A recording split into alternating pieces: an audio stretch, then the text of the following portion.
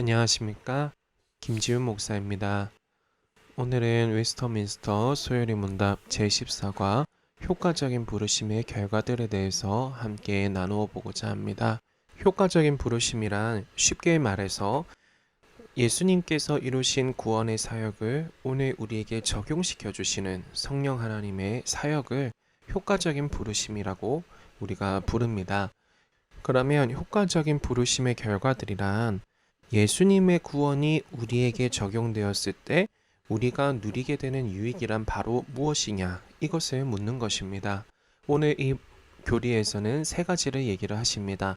첫 번째는 칭이고, 두 번째는 양자됨이고, 세 번째는 성화입니다.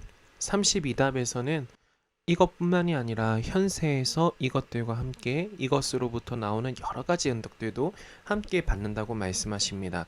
그러나 큰 틀에서는 칭의, 양자됨, 성화 이 세 가지로 나누어서 한번 생각을 해볼 수 있겠습니다.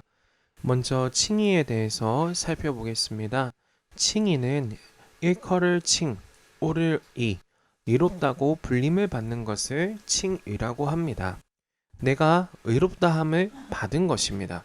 내가 의롭기 때문에 의로운 것이 아니라 예수님의 구원이 나에게 적용되어서 내 모든 죄가 예수님께 옮겨졌고 예수님께서는 내 모든 죄를 속해 주셨기 때문에 나는 죄가 없다고 불림을 받게 된 것입니다. 그래서 구원의 근원이 나에게 있지 않고 오직 주님께 있음을 말씀해 주시는 아주 분명한 교리가 바로 이 칭이라는 교리입니다.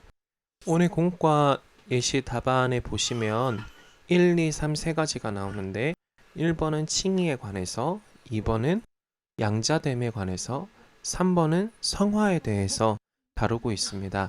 1번 먼저 나는 의로운 사람인가요? 라는 이 질문에 아주 분명하게 답할 수 있어야 되겠습니다. 네, 그렇습니다. 내가 여전히 부족한데도 나는 의로운 사람입니까? 네, 그렇습니다.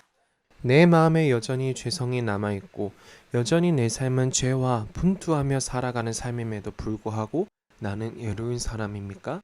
네, 그렇습니다. 왜냐하면 내가 의롭다함을 받는 이 근거는 내 능력이 아닌 예수님의 공로에 의하기 때문입니다.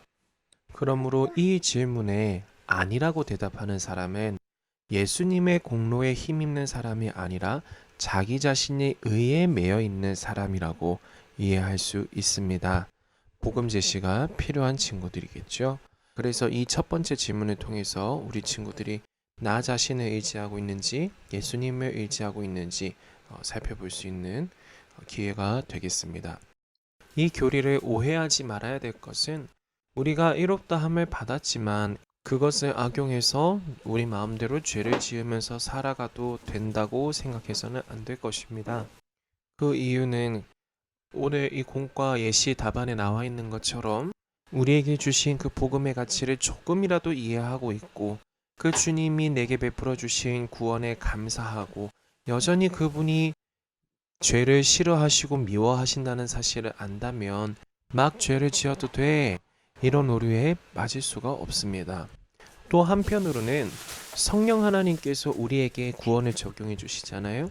그런데 성령님께서 하시는 일들은 우리 가운데서 죄를 깨닫게 하시고 죄를 벗어버리게 하시고 예수님을 닮은 인격자로 만들어 가시는 온전한 순종의 인격자로 만들어 가시는 일들을 성령 하나님께서 하시잖아요.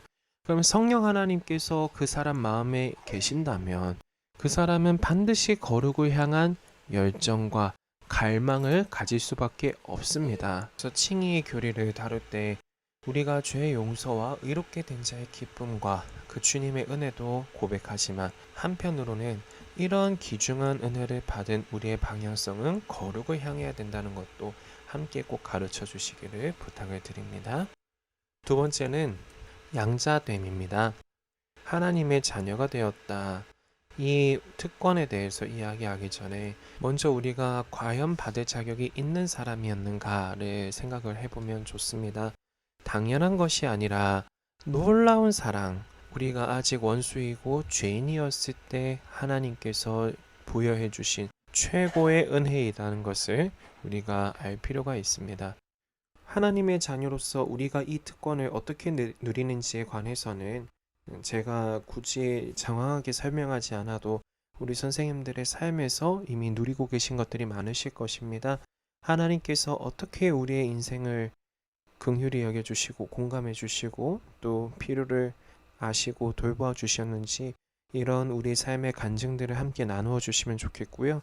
특별히 고등부 친구들은 진로에 대해서 불안한 마음들이 많이 있습니다. 막연한 불안감이 있습니다. 그래서 이 부분에 대해서 우리 친구들의 마음을 좀 만져주시면 좋겠다 싶습니다.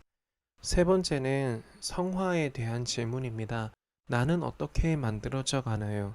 그런데 사실 이 질문은 아까 다루었던 1번 의로운 사람인가요? 이 칭의에 대한 질문하고 밀접한 관련이 있습니다. 우리가 의롭다 함을 받았다는 것에서 끝나지 아니하고 우리의 삶이 거룩을 향한 방향성을 가지고 있어야 된다. 왜냐하면 성령 하나님께서 우리 안에 계시기 때문에 그분이 우리를 반드시 거룩하게 만들어 가신다. 이것이 골자입니다. 그래서 아주 강하게 말하자면 내 삶의 거룩을 향한 열정이 없으면 내 삶이 하나님 말씀에 순종해야 되겠구나 하는 이 부담감이 없으면 나는 정말 구원받은 사람이 맞는가? 다시 말해서 내 안에 성령님이 계신 것이 맞는가? 이것을 돌아보아야 하겠습니다.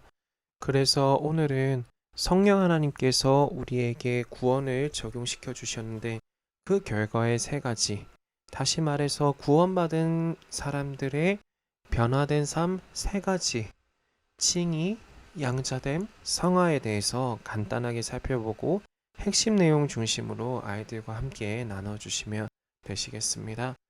네, 오늘 공과는 여기까지입니다. 감사합니다.